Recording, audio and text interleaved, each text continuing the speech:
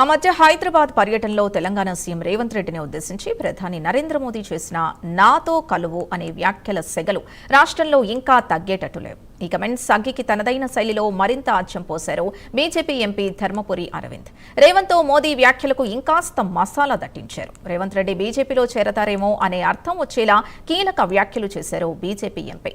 మోదీ వ్యాఖ్యల వెనుక అంతరార్థం అదేనేమో అంటూ భారీగా దీర్ఘాలు తీశారు. మరో సువేందు అధికారిలా మారతారేమో అని చెబుతూ తాను సాధారణ కార్యకర్తనని, తనకేం తెలియదని అమాయకత్వం నటించారు.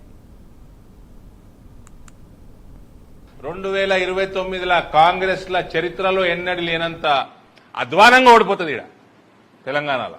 1985 చాలా అధ్వానంగా ఓడిపోయారు. 1994 ఇంకా అధ్వానంగా ఓడిపోయారు.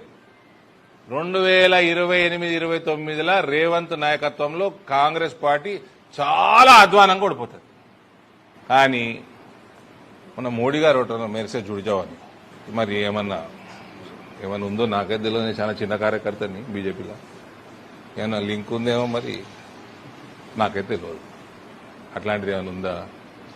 సువేందు అధికారి అందుకే చెప్పిన కాంగ్రెస్ వాళ్ళకి సలహా, మా నాయన సనసేవ చేసి ఈ పార్టీకి జెన్యున్ గా కోమటిరెడ్డి వెంకటరెడ్డి లాంటి వాళ్ళు, శ్రీధర్ బాబు లాంటి వాళ్ళు మాట మీద ఉండి జీవితాంతం కాంగ్రెస్ పార్టీలో ఉండి గసంటోళ్ళని చేసుకున్నా సరే, ఈయనకి ఏదో పడేస్తే అయిపో మంత్రి పదవి. ఎప్పుడు జారుకుంటాడో తెలియదు. 2000 టీడీపీ నుంచి వచ్చి రేవంత్ సీఎం అయ్యారని చెప్పుకొచ్చిన ధర్మపురి అరవింద్ కాంగ్రెస్ లోని సీనియర్లు ఆలోచించుకోవాలని మరో కమెంట్ చేశారు. కోమటిరెడ్డి వెంకటరెడ్డి, శ్రీధర్ బాబు లాంటి వారిని సీఎం చేస్తే బాగుండేదని తన అభిప్రాయంగా పేర్కొంటూ ఒక సలహా కూడా ఇచ్చారు బీజేపీ ఎంపీ ధర్మపురి అరవింద్. వెంకటరెడ్డి గారు ఉంటారండి, ఆయన ఇది జెన్యున్ పర్సన్. పోతే మంచిగా ఉన్నట్టు మనస్ఫూర్తిగా మాట్లాడతాడు. అయ్యేది ఉంటే అవుతుందని చెప్తాడు, పని అయ్యేది లేకుంటే కాదని చెప్తాడు, ఎందుకు కాదో చెప్తాడు, చెప్పిన మాట ఇంప్లిమెంట్ చేస్తాడు.